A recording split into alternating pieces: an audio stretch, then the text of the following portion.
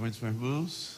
Obrigado. Irmãos de outras igrejas que estejam aqui, muito obrigado. Sejam bem-vindos à nossa igreja. Estejam à vontade, tá bem? Vai ser um momento de muito crescimento espiritual. Vamos estender as nossas mãos em direção ao pastor Edinaldo. Senhor, nesse instante nós estamos na Tua presença, agradecidos pela vida do Teu servo. Oh Deus. Seja com ele na ministração aos nossos corações. Oh Senhor. Use com poder e graça em nome de Jesus. Amém. Obrigado, meu querido.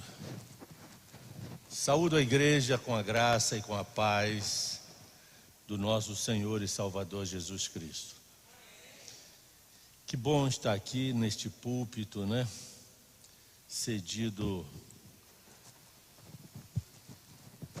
pelo pastor Paulão, meu querido amigo, de velhos carnavais, de velhos tempos, quero dizer.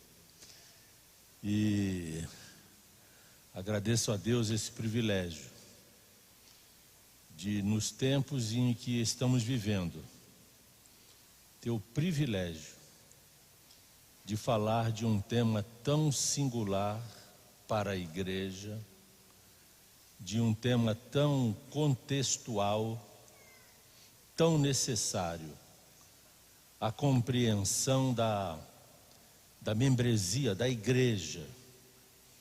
Quero dizer que não foi outro senão o próprio Espírito Santo que inspirou o pastor Paulão a iniciar essa programação anual no período do carnaval com uma conferência, iniciar com uma conferência de escatologia, que inclui o Apocalipse.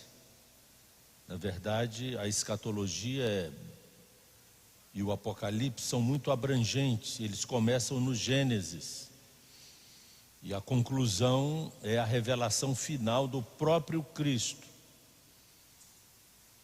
O autor do Apocalipse é... Me ajudem. O autor do Apocalipse é... João. Quem falou? Claro. Claro que não.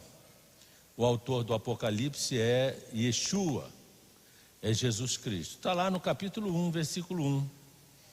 João, eu vou te falar umas coisas e tu anota, escreve e envia à igreja. Mas o autor é o Senhor Jesus. João é o editor, é o copista, é o tabelião. Apenas registrou aquilo que Jesus Cristo revelou para ele. Então, o livro do Apocalipse, inclusive, amedronta alguns crentes. Não tem sentido isso. Ah, não, é Apocalipse, quero nem saber e tal, é a besta com 10 chifres. Não vamos falar nada disso. Isso aí é uma alegoria, mas nós vamos trazer a realidade da simbologia apocalíptica para que nós tenhamos um entendimento. Porque senão fica parecendo um filme de terror, o Apocalipse. Eu fico imaginando João quando viu Jesus glorificado. Quando eu olhei, eu caí, ele disse. Já pensou aquela figura com uma espada na boca? Todo mundo pensa. Alguns pensam, claro, que Jesus vem com uma espada na boca, parecendo aquele bate-bola. Não tem uns bate-bolas que tem uma língua desse tamanho assim? Parece a figura do Senhor glorificado na visão de João. Mas não é, nós vamos traduzir esta simbologia de maneira que nós, a igreja, todos nós possamos compreender. E por isso eu estou feliz, eu vou precisar me sentar. O pastor Paulão já me autorizou, eu vou sentar porque a minha saúde já não está muito boa e eu estou me tratando. E embora eu seja uma pessoa muito mais jovem do que o pastor Paulão,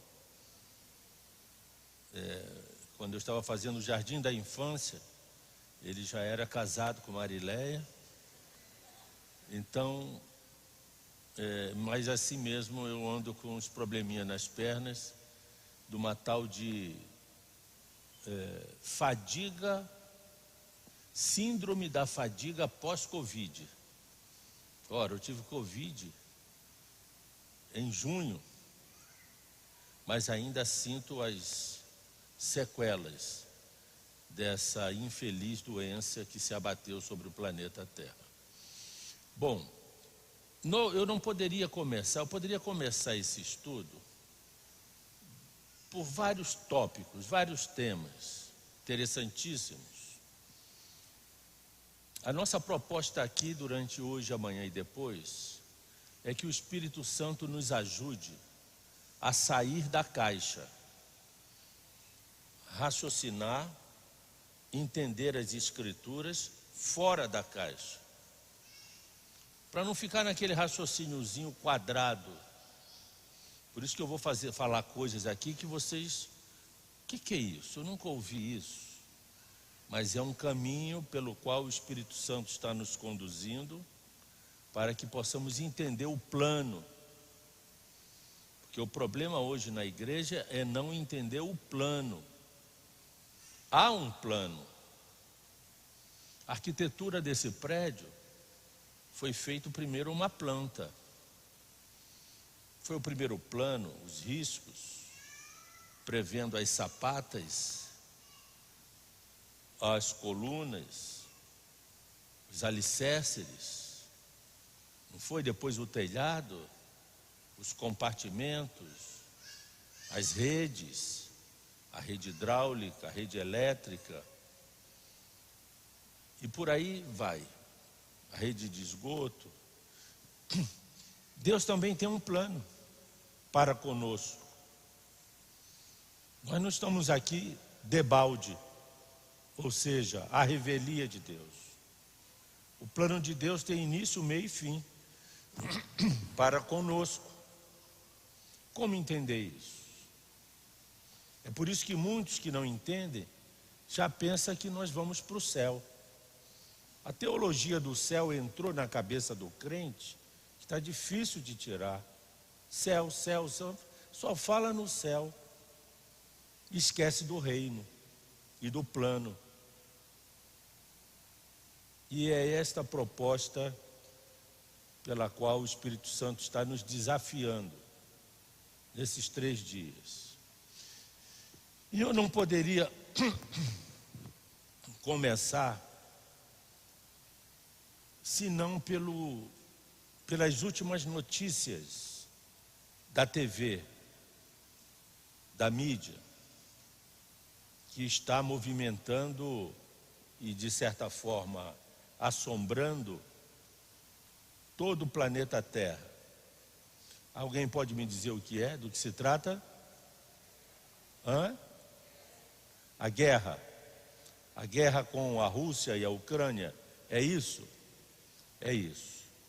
Só que eu não vou falar aqui dos efeitos. Eu não vou falar aqui dos efeitos da guerra. Posso abordar o perfil do pensamento do Vladimir Putin, como do pensamento dos líderes mundiais. Eu posso fazer isso porque sei quais são. Mas eu não sei porque tenho tido reunião com o Vladimir Putin. Eu já sei quais serão os desdobramentos da guerra. Eu não sei porque sou um comentarista político da Band, da Record, da Globo, não.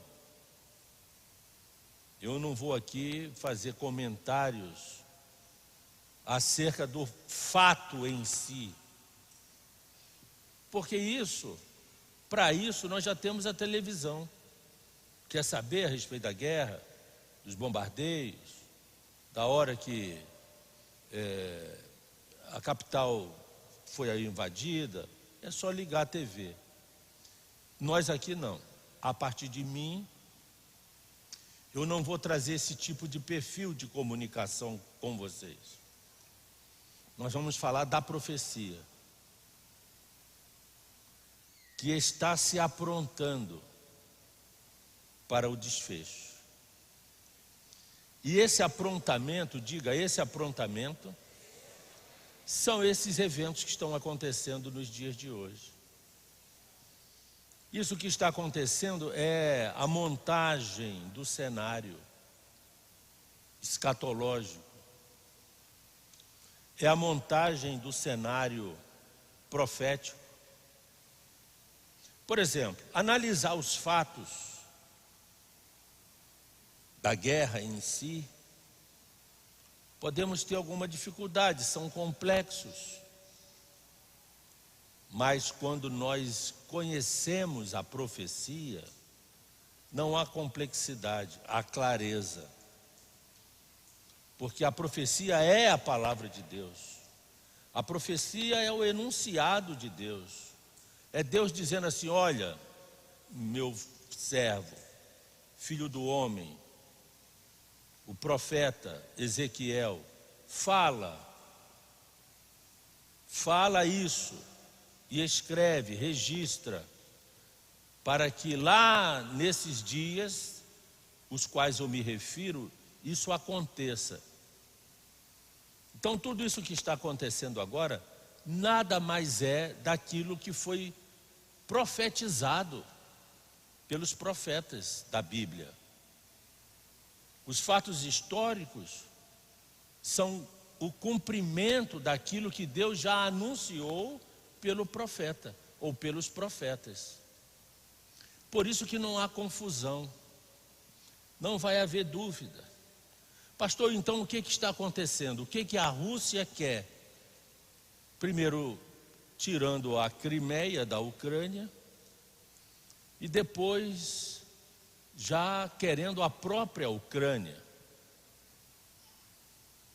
E já alertou a outros países tampões da Europa, do leste europeu. Olha, não se filiem à OTAN, porque senão vai ter retaliação. Eu vou invadir vocês também. Aí sim a gente já começa a entender o perfil psicológico ou do pensamento do presidente da Rússia, do Vladimir Putin, que não é nada novo. Isso aí estava na cabeça de Lenin, de Stalin, de Marx, da antiga República Socialista Soviética, que chegou ao fim com a perestroika na década de 60 e que iniciou na primeira década, 1917, com a Revolução Russa, onde o comunismo foi estabelecido. E o espírito do comunismo paira no mundo até hoje. E Ezequiel fala disso. Se eu for analisar a Revolução Russa, a perestroika, a bolchevique, as revoluções, e não entender a Bíblia, eu vou ficar meramente sendo um intérprete da história, sem conhecer a profecia. Para nós aqui não interessa isso. Para nós aqui nos interessa conhecer a profecia, para então entender com clareza os fatos. Amém ou não amém? Está simples até aí? Então, se Deus quiser, não vou complicar. Vamos começar aqui. Se ele puder já fazer a transferência da minha mídia. Pastor Paulão, eu vou precisar me assentar um pouquinho, tá, filho? Aumenta o som. Aumenta o som. É o microfone ou... É o meu tom de voz. 1, 2. Rondinelli, meu filho, aumenta o som. Passa para mim a mídia. Eu vou precisar me assentar um pouquinho por causa das minhas pernas.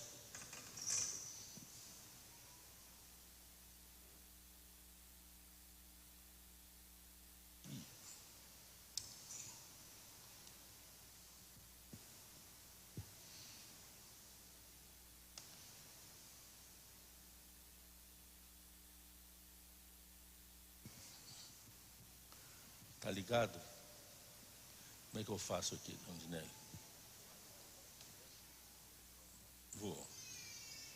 deixa eu.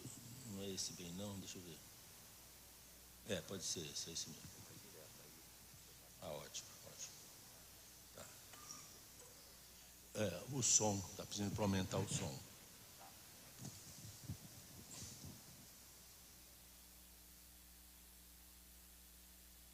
Pessoal aí atrás, já está me ouvindo? Ok.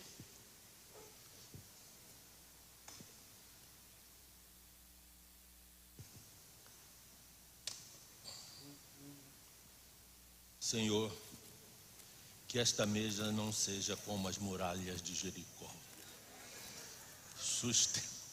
Sustenta no teu poder. Balança, mas não cai. Obrigado. O microfone está errado.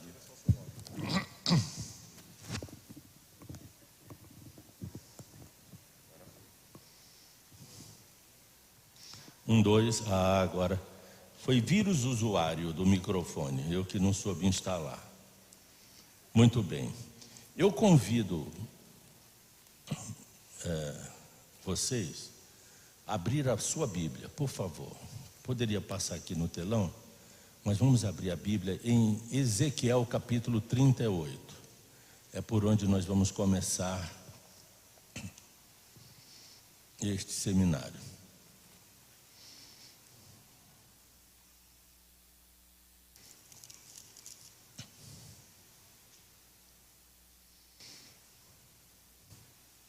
Todos que já encontraram o livro de Ezequiel 38, por favor, ajude o irmão aí do lado.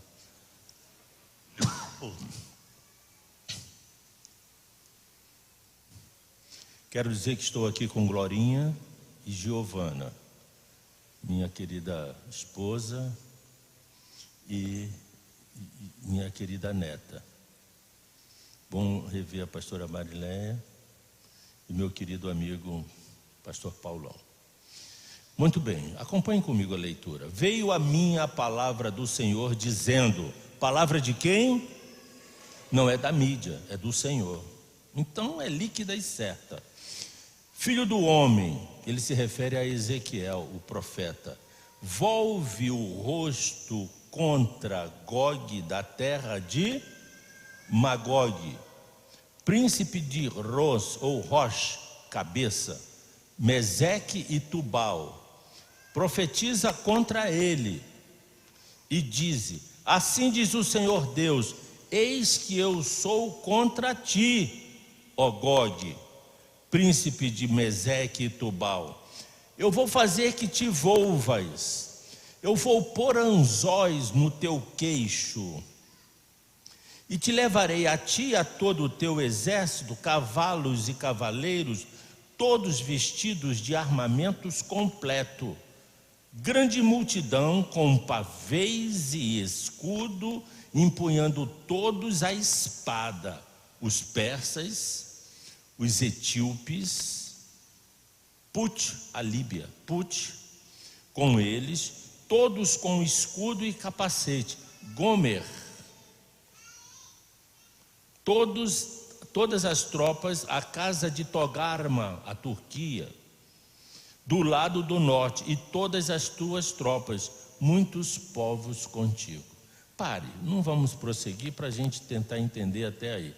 Primeiro lugar que podemos destacar nesse texto, o próprio Deus diz para o profeta profetizar contra um chefe de uma nação.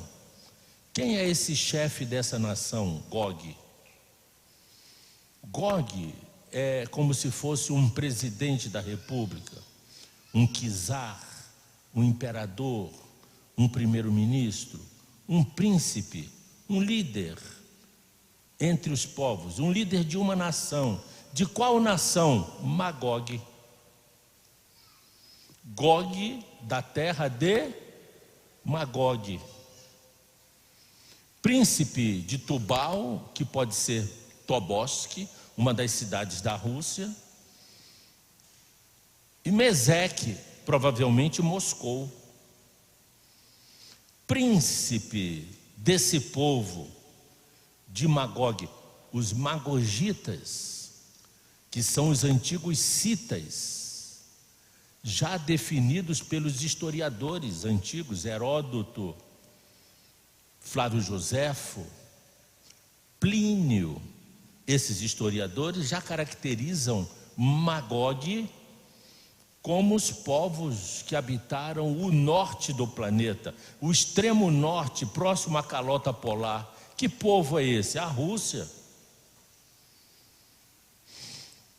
E Magog, onde você encontra Magog na Bíblia? Lá no index da Bíblia, no capítulo 10. Ali você vai ver que o repovoamento da terra depois do dilúvio aconteceu por 3 patriarcas. O quarto era o pai dos 3. Quem era o pai dos 3? Noé, que teve 3 filhos, que repovoou o planeta. Quais filhos? Cã, Sem e Jafé. Os cananitas entraram ali pela África, os semitas pelo Oriente Médio, de onde gerou inclusive Israel. Israel é semita. E os jafetistas, os jefetistas, descendentes de Jafé, que povoaram o Cáucaso. Onde é o Cáucaso? Essa área do norte, do gelo, lá onde hoje é a Rússia, onde primeiro se organizaram como os magogitas e os citas. Então Magog é neto de Noé por Jafé.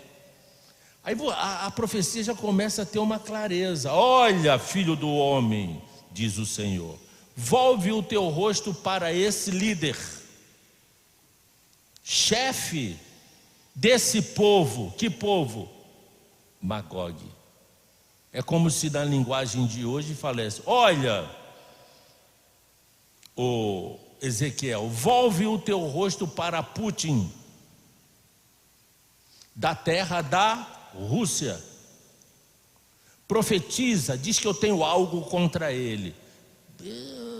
Como é que vai dormir com um negócio desse? Deus tem algo contra um chefe de uma nação e anuncia isso há 2.700 anos antes de começar a clarear essa profecia. Aí a gente começa a entender por que, ou procurar entender por que Deus tem algo contra a Rússia, não contra o povo russo, não contra os crentes da Rússia que hoje existem lá, nossos irmãos em Cristo, mas porque Deus tem algo contra os homens que se levantaram até hoje para governar este povo e que trouxeram uma filosofia anti-Deus. Qual é a filosofia que brotou na Rússia em 1917 com a Revolução, que é uma filosofia anti-Deus? O comunismo. O comunismo na Rússia matou 70 milhões de cristãos. Se lá na Rússia, naquela época, você fosse pego na antiga União das Repúblicas Socialistas Soviéticas, que se desconstruiu e agora tem a Rússia querendo fazer novamente o mesmo império, se você fosse pego com: eu gostei desse texto, eu não posso andar com a Bíblia, eu vou arrancar essa página da minha Bíblia e vou guardar, porque eu vou ler de vez em quando. Se o exército, a polícia secreta da Rússia te pegasse com uma folhinha dessa, você era condenado a 10 anos de prisão na Sibéria.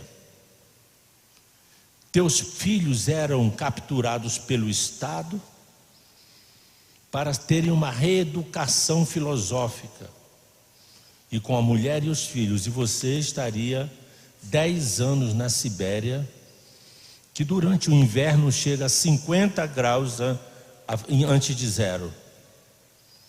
Então muitos não voltaram. A perseguição era cruel.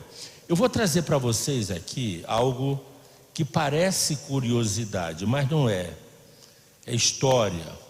E é aquilo que nos faz entender por que Deus tem algo contra Gog. da terra de Magogue. Vamos ver aqui. Parece curiosidade, né? Mas não é. Deus não existe. Foi essa a filosofia estabelecida por esse regime. Olha aí um dos motivos da profecia de Ezequiel: eis que eu tenho algo contra ti, vocês que fizeram a cabeça do povo pelo ateísmo. Deus não existe. A base da doutrina comunista da Rússia era essa. Até bem pouco tempo predominava o comunismo na Rússia e pregava-se como doutrina do ateísmo. Aí, qual foi um dos homens muito proeminente na Rússia? Um astronauta que foi para a órbita da Terra pela primeira vez. Yuri Gagarin. Yuri Gagarin, o primeiro astronauta a ser lançado no espaço, na sua famosa frase, fez duas afirmações. Gagarin olhou pela escotilha da nave e disse assim, transmitindo, isso foi um sucesso para os comunistas, para os soviéticos: a Terra é azul e não vi Deus. Então isso é a propaganda, foi a propaganda do comunismo. O ateísmo imperou durante 70 anos na Rússia. Como essa profecia é para o tempo final, a Rússia reúne atualmente todas as condições para ser a nação que será, por Deus, puxada pelos queixos. Porque, voltando lá no texto, por favor, alguém pode abrir aí, não feche a Bíblia. O Ezequiel 38, versos 4.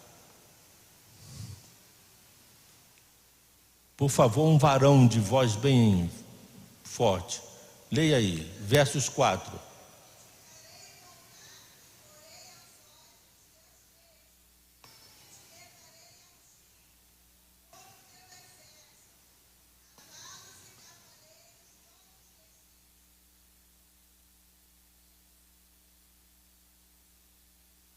Muito bem, somente.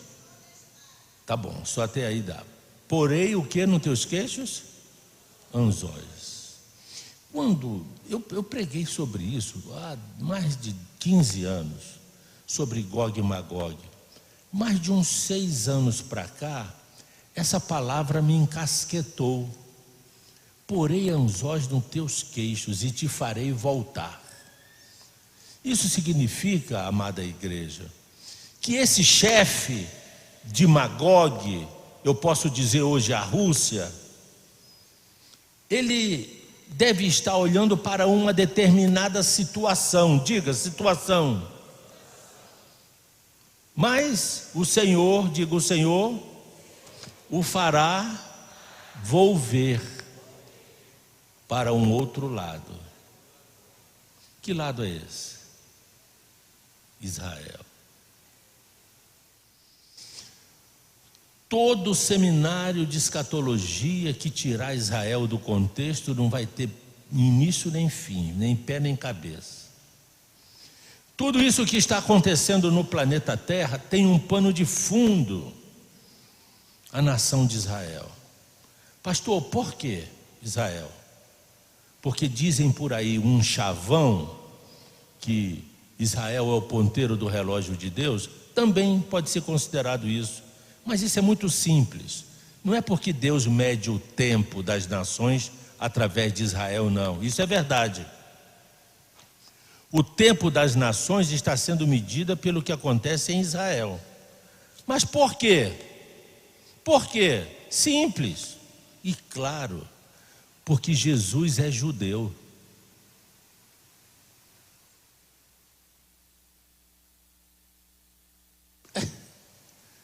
Jesus é judeu. Podia ser paraibano, pernambucano, argentino, japonês, mas não. Ele é o quê? Judeu. E hoje, o Senhor está à destra do Pai, amém? Ele então deixou de ser judeu? Não. Então eu posso declarar, com certeza, há um judeu morando na casa do Pai. Uau! Porque Deus não desfaz o que já fez. Se o Senhor elegeu Israel, a mulher lá do Gênesis, lembram quando o homem caiu e ele sentenciou a serpente? Olha, serpente maldita, és entre as espécies. A partir de hoje tu rastejarás, comerás pó, e eu colocarei na mulher uma semente.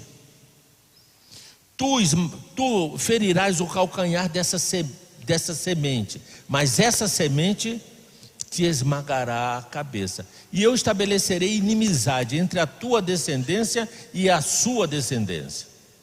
A descendência da semente e a descendência da serpente. Quem é a semente? Yeshua. Que embora seja eterno, entre os homens foi gerado do ventre da mulher. Quem é a mulher?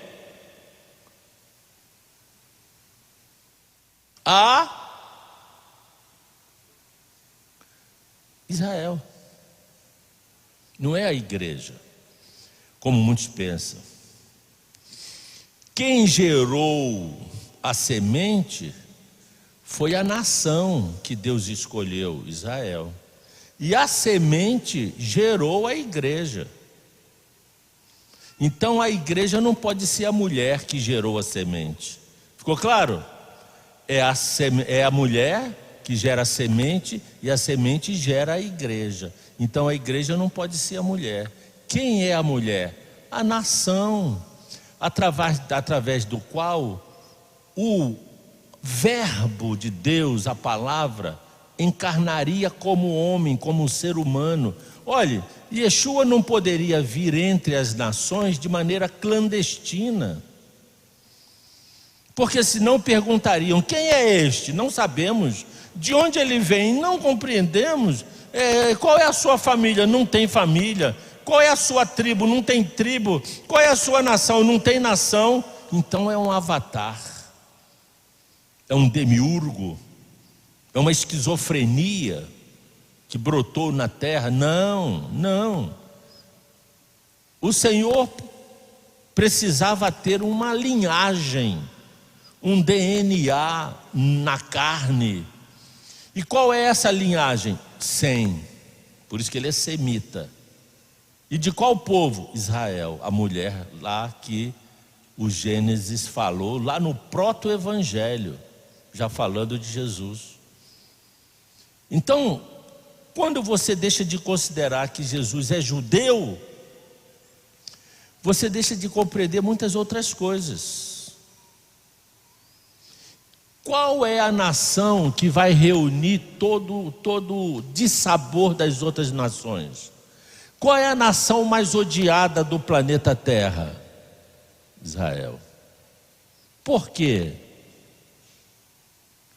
Porque Jesus é judeu. E as nações se enfurecem contra o Pai e o Filho. Isso está lá no Salmo 2. As nações se enfurecem contra Deus e o seu ungido. E dizem assim: rompamos de nós os nossos laços que nos prendem a Ele. Quebremos as cordas que nos unem a Ele. Quais são os laços que unem o homem a Deus? A Torá, a lei. A lei não salva, mas ela ensina. E esses princípios de vida, Deus entregou a Israel para Israel entregar às nações. Ora, na constituição de muitas nações da terra, tem lá o decálogo: não matarás, não roubarás. Esses princípios da lei, Deus entregou a Israel. Só que existe um inimigo na terra. Quem é esse inimigo na terra? O canela seca, o cão, Satã, que por não poder destruir Jesus, e tentou, porque quando Satanás ouviu a sentença lá no Éden, olha, eu vou colocar na mulher uma semente, essa semente vai te esmagar a cabeça. Pronto, ele se alvoroçou, vou destruir a semente. Pôde? Tentou, Herodes tentou matar Jesus, precisou fugir para o Egito. Depois Roma e Israel o crucificaram, mas a sua missão já estava cumprida. E não o mataram, ele se entregou. Mas no terceiro dia, ressuscitou como padrão, como matriz de um corpo que nós teremos na eternidade. Olha que plano. Então Satanás está furioso, não pude destruir o Messias, não pude evitar que ele fosse para a cruz. O diabo tentou, usou até Pedro. Senhor, para onde vais? Vou para Jerusalém. Não sabes que querem matar-te? O que Jesus falou para ele? Vade retrum, Satã, para trás de mim, Satanás. Porque naquele momento o diabo estava usando a boca de Pedro para evitar que o Senhor fosse à cruz. Ele ganhou essa batalha também, foi à cruz e cumpriu o plano de salvação do papai. Satanás não pôde com Deus, não pôde com Cristo, e não pode com a igreja, porque a igreja já tem alguém que habita dentro dela. É o Consolador, é o fogo. Quando o diabo te olha, ele não te vê, ele vê labareda. E ele pode rugir ao derredor, mas ele bate em retirada. Se você tiver com o fogo aceso, isso não é pejorativo. Quer dizer, se você tiver numa plena comunhão com o Espírito Santo, ele não tem como te alcançar. Sobrou quem para ele destruir? A mulher que gerou a semente. Quem é a mulher que gerou a semente? Por favor, podem falar todos. Quem é a mulher que gerou a semente? Israel. É a bola da vez. Tudo que rola, me permita o termo, entre as nações, o pano de fundo é Israel. Porque na segunda vinda de Jesus Cristo, diga, na segunda vinda do Senhor, ele virá sobre as nuvens e pousará seus pés em Campo Grande, no Rio de Janeiro. Amém? Amém nada. Ele pousará seus pés no monte na sua terra, onde é? Jerusalém. Porque ele é judeu. E ele vai derrubar todas as nações ímpias, soberbas de Jerusalém. Por isso que o diabo inspira 3.000 anos de antissemitismo. O diabo é quem inspira o ódio das nações a Israel. Então o pano de fundo de tudo que está acontecendo, o cenário mundial que está sendo montado, o pano de fundo é Israel. Porque virá aí o judeu que vai reinar na terra durante os 1000 anos. E o diabo está furioso porque sabe que quanto mais se aproxima o momento da sua vinda, mais a profecia vai se cumprir. Inclusive a profecia do Apocalipse capítulo 20, quando o Senhor diz: olha, vou prender Satanás nas masmorras durante 1000 anos. Interessante, né? Não vai destruí-lo logo não, ele vai ser preso. Para quê? Para que o milênio eu venha governar sem a influência de Satanás. Está no capítulo 20, eu espero que lá para terça-feira a gente possa falar sobre isso. Tudo tem um porquê. Então, quando você se depara diante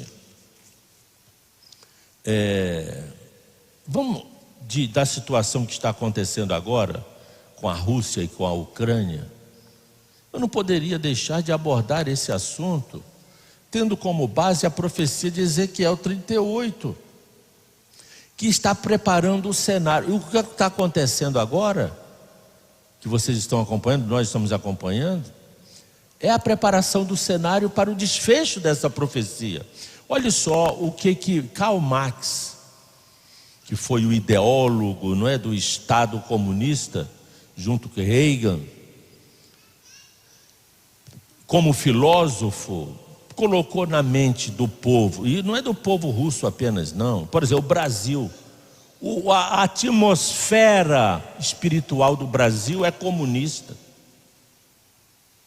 O comunismo não imperou ainda nesse país por causa da igreja. Não porque a gente vá para a rua se filiar a partido político para lutar, não.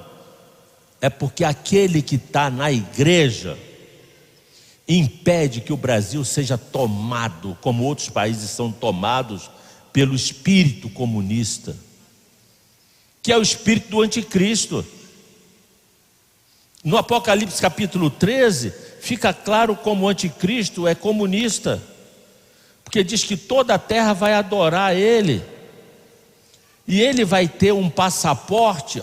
O passaporte hoje é moda, né? O passaporte é só para controle da humanidade. O passaporte climático, o passaporte sanitário e o passaporte econômico financeiro. Qual é o passaporte econômico financeiro? A marca da besta, que é comunista, porque ninguém vai poder comprar ou vender se não tiver ligado a esse passaporte de crédito, que é a marca da besta, de um governo do anticristo totalitarista, absolutista, como é o governo comunista. Tudo está encaixando. Olha o que Karl Marx fala. A luta contra a religião implica a luta contra um mundo do qual a religião é o aroma espiritual. Nós temos que lutar contra esse aroma espiritual que está na terra. Ora, qual é o aroma espiritual que está na terra? O Espírito Santo. E Marx diz que nós temos que lutar contra o Espírito Santo, contra a religião. Aí ele continua: mas o homem coloca a realidade em Deus e tanto menos resta de si mesmo. Olha analise isso, amada igreja. Olha o que o Marx falou. Tanto o homem coloca a sua realidade em Deus, quanto menos resta de si mesmo. Quantos aqui colocam a sua realidade em Deus? Levante a mão. Olha aí. Nós colocamos a nossa vida, a nossa realidade em Deus. Aí Marx falou assim: não resta nada de você. Você acabou como homem, você acabou como raça humana, porque você transfere a tua realidade para a religião, para esse Deus. Gente, olha que veneno que esses homens colocaram sobre a humanidade. Eis que eu tenho algo contra ti, Gog. Porque foram eles que trouxeram essa filosofia macabra, ateísta, antideus, anticristo. Só que Deus não vai deixar barato. E anunciou isso através do profeta Ezequiel.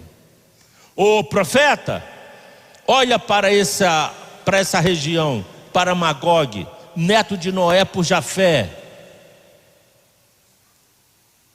Olha para ele, diz que Gog, que eu tenho algo contra ele. E ele vai estar distraído, olhando para outros lados, mas eu vou fazer com que ele se volva para eu trazê-lo a juízo nas montanhas da Judéia. Porque é isso que vai acontecer. Está lá em Ezequiel. E tem mais, hein? Para Israel, olha, gente, eu me emociono com a palavra, porque o Senhor vai brotando na minha mente. Tem mais uma coisa: para que Israel não fique pensando que foi o próprio exército de Israel, com a sua capacidade tecnológica, com a sua capacidade aeronauta, com a sua capacidade bélica, que destruiu Gog nas montanhas da Judéia, eu vou fazer com que Gog faça alianças com outras nações. Primeira nação que odeia Israel, que Gog vai fazer aliança, é a Pérsia. Quem é a Pérsia nos dias de hoje? Irã. O Irã só passou a ser chamado Irã a partir de 1935. Com o Shah Reza Pahlavi. Antes disso era chamado de Pérsia. E olha o que o Ezequiel fala: o Gog, da terra de Magog, vocês estarão juntos com o Irã, e também com a Líbia, e também com a Turquia, e também com o Cush-Put, a Etiópia, e alguns países de fundamentalismo islâmico, de onde Vladimir Putin já fez aliança desde o ano 2000, quando ascendeu como presidente da Rússia. Desde o ano 2000, há 23 anos, que o Vladimir Putin está fazendo essa aliança de Ezequiel capítulo 38. É impressionante. Eu só posso entender isso se entender a profecia. Tem alguns teólogos aí, não, porque a Magog é a Turquia, não é a Rússia. Outros, eu já vi aí um português, um pastor, até conhece de Bíblia, mas disse que essa invasão vai ser da Ucrânia. Que Ucrânia? Que Turquia? Onde é que esses líderes estão fazendo essa aliança? Quem está construindo essa aliança de Ezequiel 38 é Putin, há 23 anos. Eu tenho toda a movimentação do Putin de um ano 2000 até agora, dos meus escritos, mostrando que essa aliança já foi feita. A Rússia irá, aí Max ainda, agora. A religião é o suspiro da criança acabrunhada, o coração de um mundo sem coração, assim como também o espírito de uma época sem espírito. Ela, a religião, no caso ela quis dizer Deus, é o ópio do povo. Ele quis dizer que aqueles que se aproximam de Deus não ficam entorpecidos pelas drogas, nem pelo álcool, ficam entorpecidos pela religião. A filosofia de Karl Marx. A Rússia irá responder à justiça de Deus pelos 70 milhões de pessoas que durante 70 anos morreram na perseguição comunista. Quem fosse apanhado com uma folha da Bíblia era julgado, juntamente com a família, e os filhos todos eram mandados para a escola do Estado comunista, para a reeducação nas bases do ateísmo e do comunismo. Muitos foram condenados a 10 anos de prisão na Sibéria, já falei, onde a temperatura chega a 50 graus negativo no inverno. As chances de voltarem eram nulas. Toda essa descrição e todo esse estudo está aqui nesse livro, que infelizmente eu não posso servi-los, porque a última edição já se esgotou. A 6ª edição já não tenho mais. Mas está registrado um estudo fabuloso. Peço a Deus que me dê condições de, no futuro, quem sabe, reeditar o livro Escatom. Há uns 25 a 30 dias atrás, eu fiz uma live e teve uma pessoa até que foi indelicada comigo, depois num comentário, porque eu já dizia há 30 dias atrás, e eu já venho falando isso, que Deus iria colocar o anzol no queixo de Gog, ele ia se voltar para Israel. E há 30 dias atrás eu fiz uma live que tem essa aparência aqui, ó. Não, não é essa aqui não.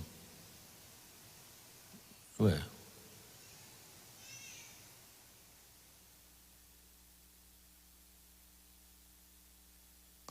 Ah, está aqui.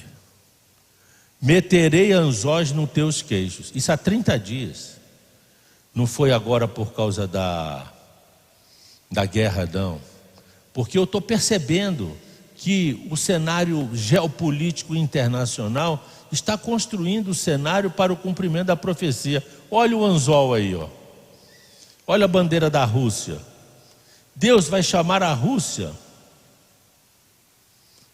Aí tem uma profecia desse homem.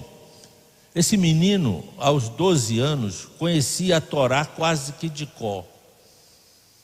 E ele lendo o Gênesis, o livro do Gênesis, não é profetada não. Ele foi comer lá um cordeiro assado e sonhou, não foi nada disso. Lendo o livro de Gênesis em hebraico, porque as pessoas que são profundas no hebraico, no aramaico, eles percebem no texto coisas altamente profundas. E ele, chamado de Vilna de Gaon, que o nome é Elias ben Salomão Zalman, Elias, também conhecido sinteticamente como Vilna Gaon, deu provas da posse de talentos extraordinários quando ainda era uma criança. Aos 7 anos de idade ele foi ensinado o Talmud por Margalite, um rabino e autor de um comentário ao Talmud de Jerusalém, e deveria conhecer vários tratados de cor aos 7 anos. Gente, isso é milagre de Deus. Deus chama mesmo. O Espírito Santo não é plano de saúde, não tem carência. Ele chama quem quer na idade que quer, como quer. Jesus aos 12 anos ensinava, pastor Paulão, os doutores da lei em Jerusalém. Ele nasceu, Gaon, em 23 de abril de 1720, na Bielorrússia, um dos satélites da Rússia, e morreu em 79. Olha, do ano de 20 a 97, do século 18. Olha o que esse homem descobriu no Gênesis. Não me pergunte como. Estudos profundos dele do hebraico. E ele anunciou isso nessa época. Desculpem, podem ler para mim? 1, 2, 3.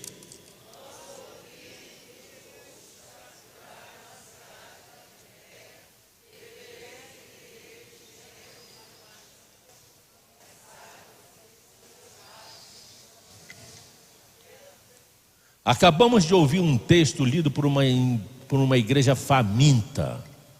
Tomara que esse café saia logo, porque vocês estão com fome. Porque ler um texto dessa maneira, cadê a força? Nem eu que estou combalido aqui do pós-Covid. Vamos lá. Quando ouvirem que os russos capturaram a cidade da Crimeia,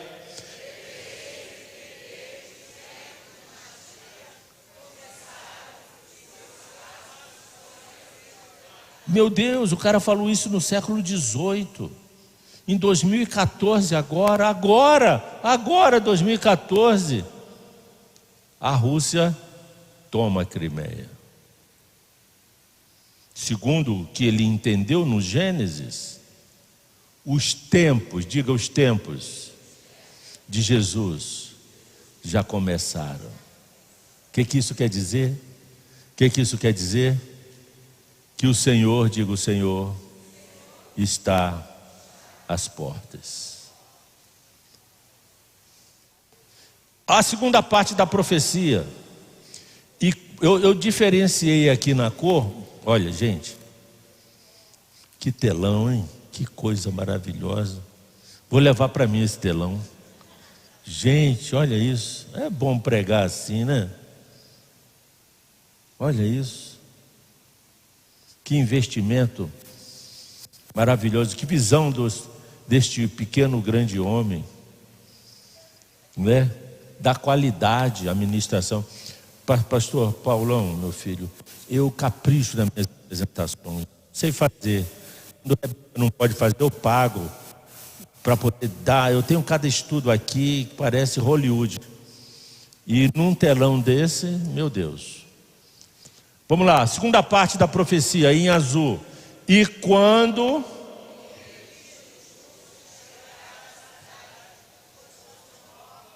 devereis vestir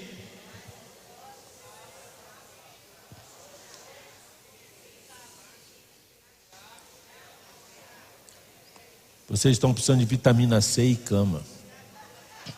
Eu vou ler. Quando ouvirdes que os russos chegaram à cidade de Constantinopla, lembram? Antiga capital do Império Romano, atual Istambul, na Turquia, no Estreito de Bósforo. Mas vocês vão ver, eu trouxe as imagens. Devereis vestir as roupas de sábado e não as tirar, porque isso significa que o Senhor virá a qualquer, oh meu filho, obrigado, a qualquer minuto. Gente, olha o que esse homem falou. Primeiro, falou da Crimeia, dizendo que já eram os tempos do Messias. Mas quando a Rússia tomar Istambul, põe as roupas de sábado. Por quê? Porque os judeus, eles guardam sábado. E para esperar o Messias, você tem que estar o quê? Com as roupas de sábado. Porque a qualquer momento ele já se manifesta. Eu vou fazer aqui um adendo, o seguinte.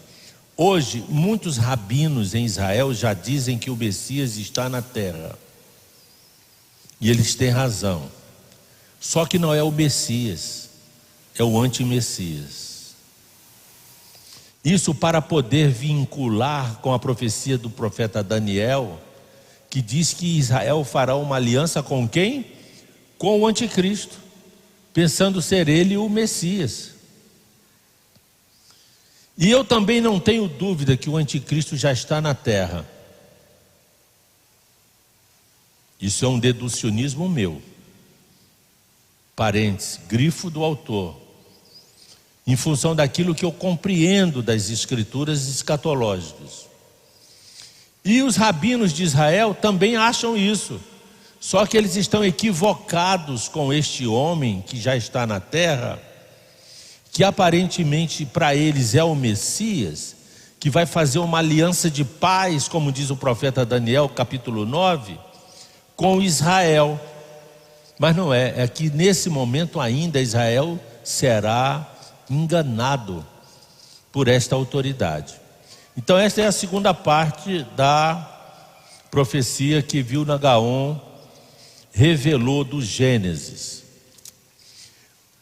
Está aí, Ezequiel 38. Vou fazer que te volvas, porei anzóis nos teus queixos e levarei, Isso você já conhece. Crimeia. Em 18 de março de 2014, a Rússia de Vladimir Putin tomou a Crimeia e a anexou para o deserto russo novamente. Com isso foi cumprida a primeira parte desta profecia. Olha que charge interessante. Olha aí, a Crimeia é uma península da Ucrânia, mas ele construiu ali uma ponte. Está vendo ali aquelas taxinhas que ele está pregando ali? Ali, dá para ver bem. Aquilo ali foi uma ponte de 16 quilômetros que ele construiu, artificial, porque a Crimeia é ligada do lado de cima na Ucrânia. Mas quando ele tomou a Crimeia da Ucrânia, ele fez essa ponte. Está aí, ali onde está circulado de vermelho é a Crimeia. Em cima é a Turquia, e do lado direito, como vocês estão vendo, deixa eu ver se dá aqui o cursor, deixa eu ver, Não, não dá.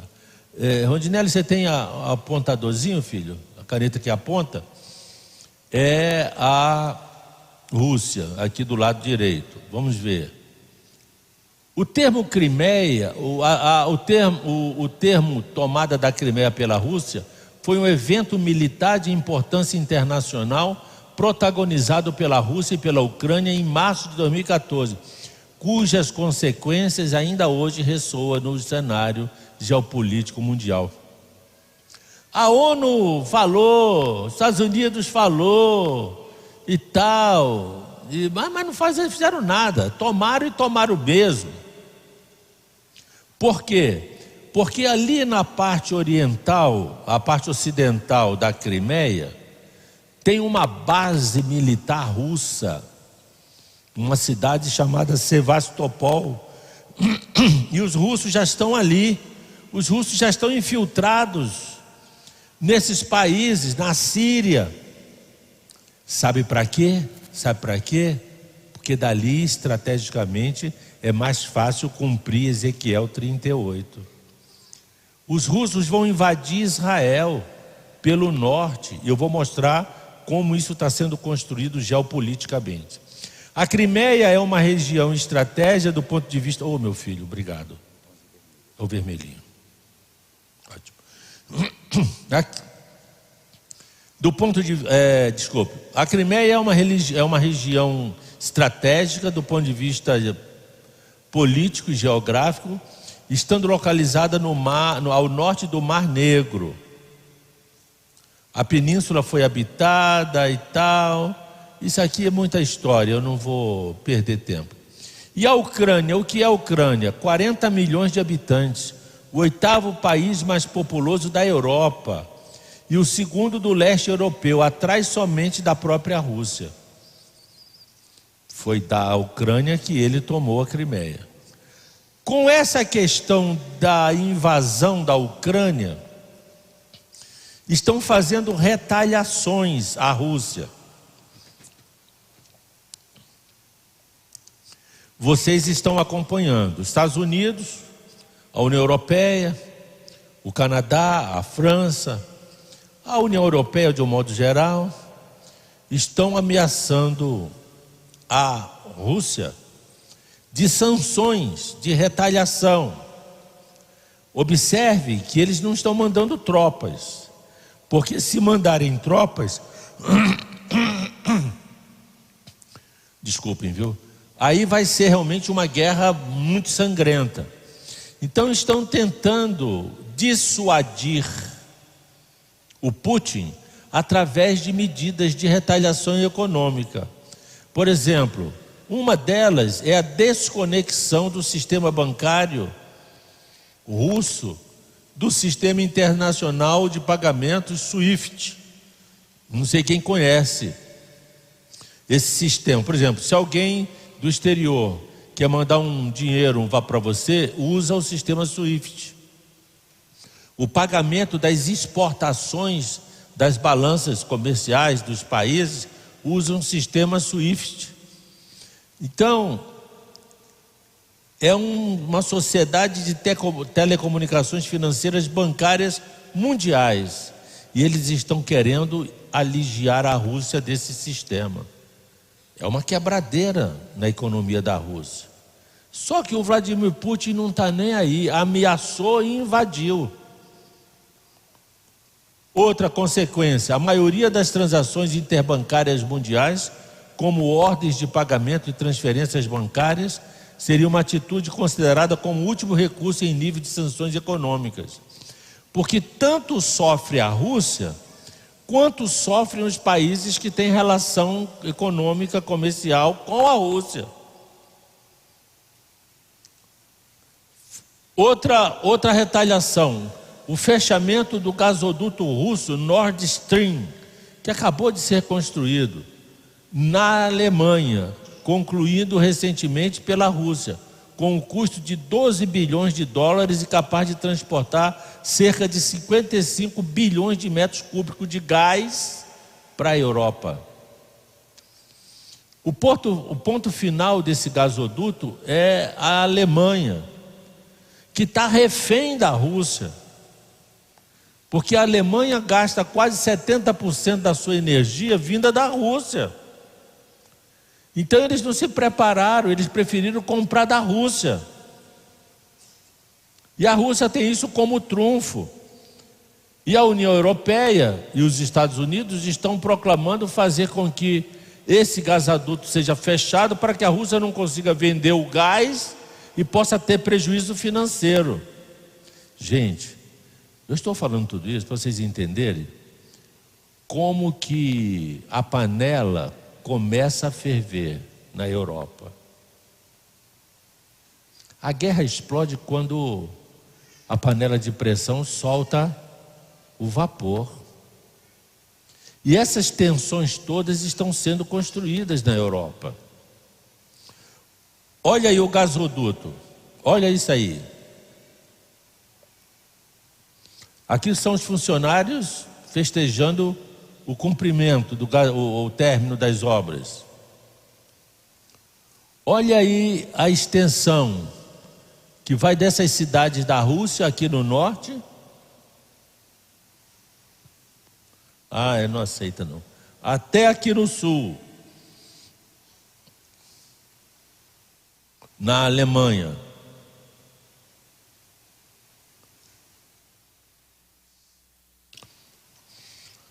Aqui embaixo, Sevastopol, onde a Rússia já tem uma base militar. Ali do lado, o Mar Negro, por onde a Rússia já tem um caminho para cumprir a segunda profecia do Vila Gaion. E ali a Crimeia.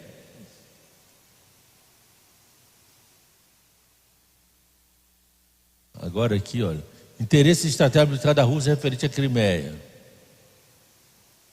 Aqui está para ver bem, observe. Você vê que a Crimeia, que é essa aqui coral, ela está ligada à Ucrânia, lá em cima. É uma península da Ucrânia, mas ela é separada da Rússia. Não tem uma separaçãozinha ali? Sim ou não?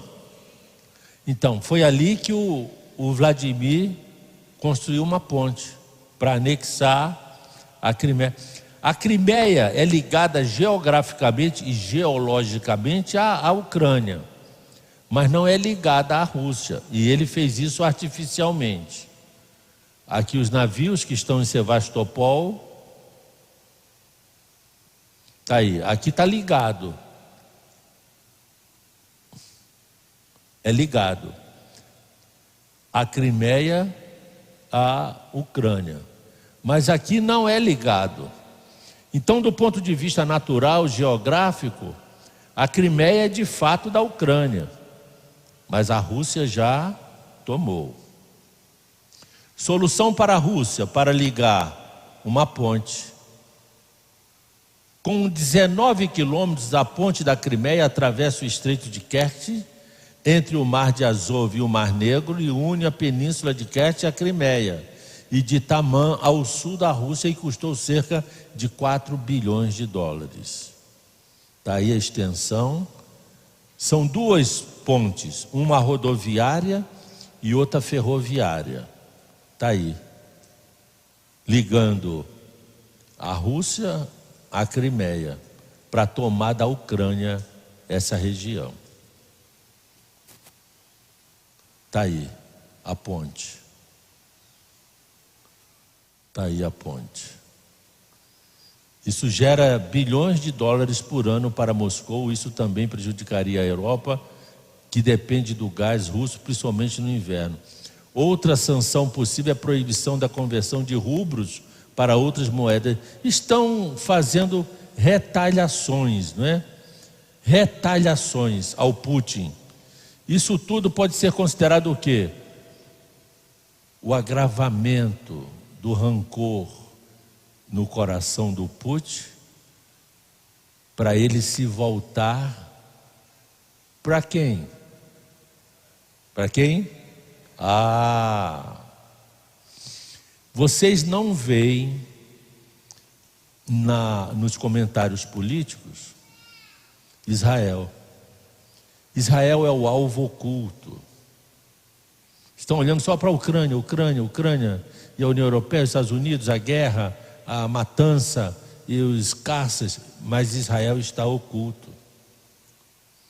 Mas a profecia, diga a profecia do papai, está dizendo que Putin vai olhar para Israel e já está olhando. Ontem ou anteontem, já tem pronunciamentos do chanceler russo na ONU, dizendo, sabe o quê? Que Golã não pertence a Israel. Olha aí. O que não pertence a Israel? Golã. O que é importante para Israel no que diz respeito às águas de Israel? Golã. Olha onde vai parar. A profecia é fabulosa. Meu Deus. O Bósforo. Agora a segunda parte da profecia de Gaon. Essa primeira parte vai até as 10? 15 para as 10. Então em 15 minutos eu falo sobre essa profecia. E no segundo tempo nós vamos voltar para finalizar, tá? Olha só, querida igreja, aqui é o Mar Negro. O Mar Negro, Black Sea, é o mar de domínio total da Rússia. O Vilna Gaon, vendo a profecia, disse que os russos vão tomar esse estreito ali, ó. Está vendo ali circundado no verde? Não tem um estreito? Estreito é aquele canal, por favor, é aquele canalzinho, amém? É o estreito de Bósforo, ali é Constantinopla, Istambul. Não sei se Paulão já foi lá, já foi, Paulo? É uma boa viagem em Istambul, é uma boa viagem.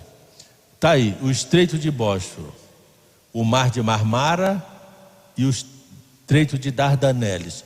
Por que eu estou trazendo isso? Eu vou levantar.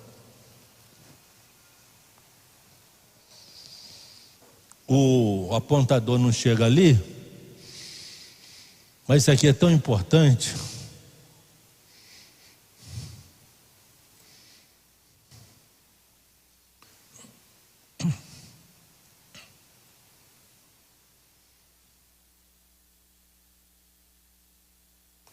Olha aqui a geopolítica. Aqui a Síria.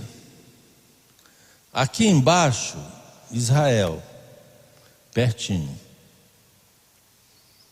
Aqui, um pouquinho para baixo, tem uma cidade chamada Latáquia, que é uma cidade síria, mas que tem as bases militares da Rússia. Aqui é o Mar Negro. Ali, não, Mar Negro lá em cima no azul. O Mar Negro no azul. Aqui é a Turquia, o branco. A capital da Turquia, Ankara. E lá no azul, o Mar Negro, de domínio da Rússia, total. Ali é o estreito de Istambul, é o estreito de Bósforo, que nós vimos da outra vez. Quando sai daquele estreito, abre-se um mar, que é o Mar de Marmara. E depois um outro estreito aqui, chamado Estreito de Dardaneles, ou Dardanelos, ali. Os navios da Rússia saem dali, passam pelo Istambul, entram no Marmara, saem no Dardanelos e têm acesso aonde? Ao Mediterrâneo. É um caminho das tropas navais da Rússia. Chegando à Síria, já está ao norte de quem? Ao norte de quem? O caminho para a invasão nas montanhas da Judéia, através da Síria, e da relação que Vladimir Putin tem com Bashar al-Assad, já está o quê? Construída. Foi por isso que na guerra da Síria, agora recente, mesmo com arma química, com denúncias mundiais da matança do Bashar al-Assad, o Vladimir Putin não abriu a mão de apoiá-lo. Por quê? Porque a Síria serve de base para as bases russas e para as bases do Irã, que são as duas principais países, povos que compõem a profecia de Ezequiel 38 para invadir Israel. Olha,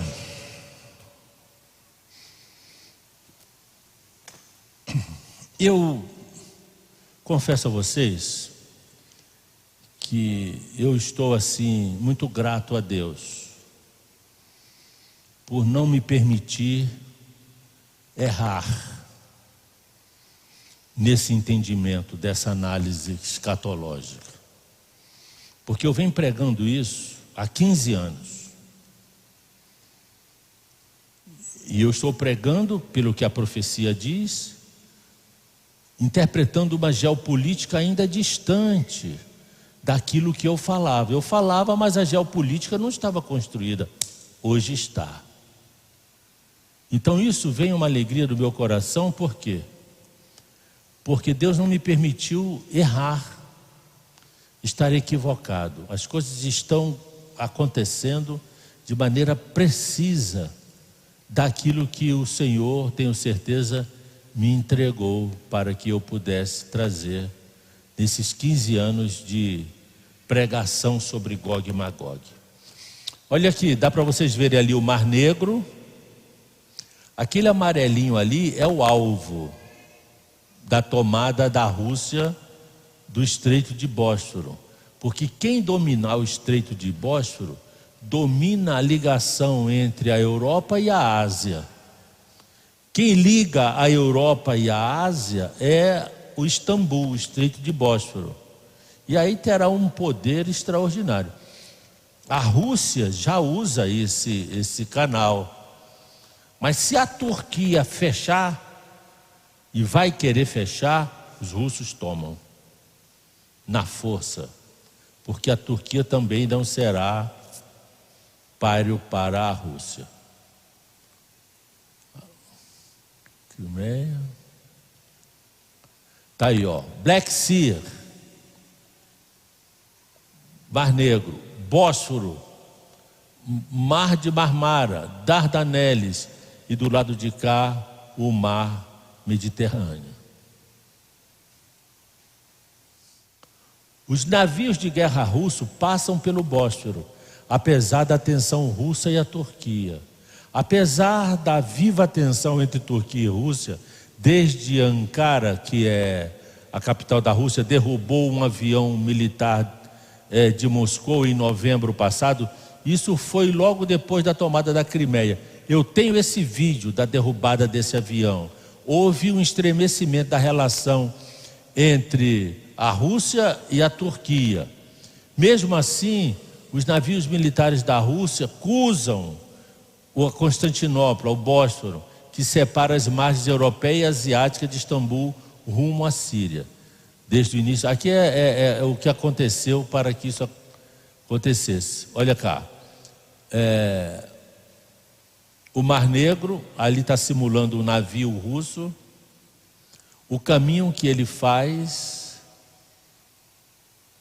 aí chega ali no Mar Mediterrâneo, aí vai para Latáquia, onde os russos já têm uma base ali, a noroeste da Síria.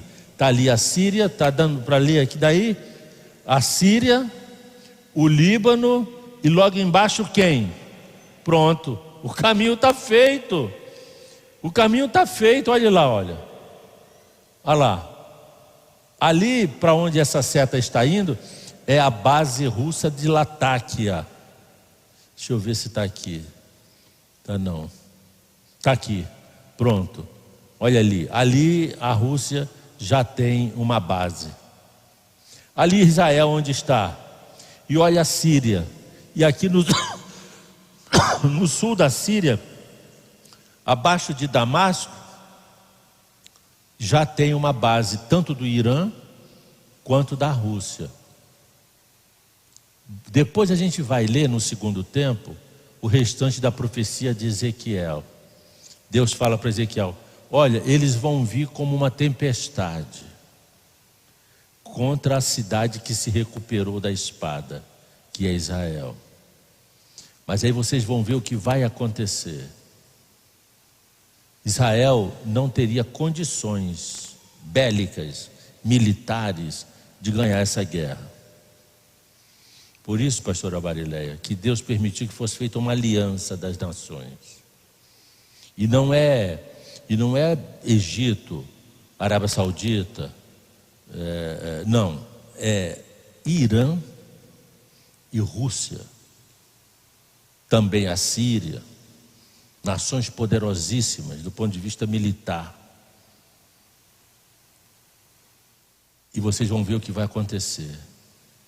Essa geopolítica para esse cenário é o que vocês estão vendo na televisão hoje. Porque o Vladimir Putin, o seu governo, já começa a se voltar para Jerusalém. O presidente está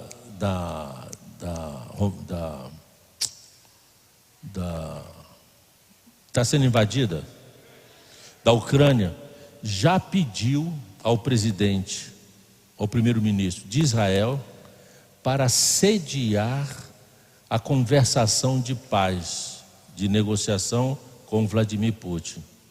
E Putin já está dizendo que Golã pertence à Síria e não pertence a Israel. Pronto, a tensão já está tensionada. Isso aí é uma questão de tempo para que a coisa... Olha lá, os navios para descer para a Síria.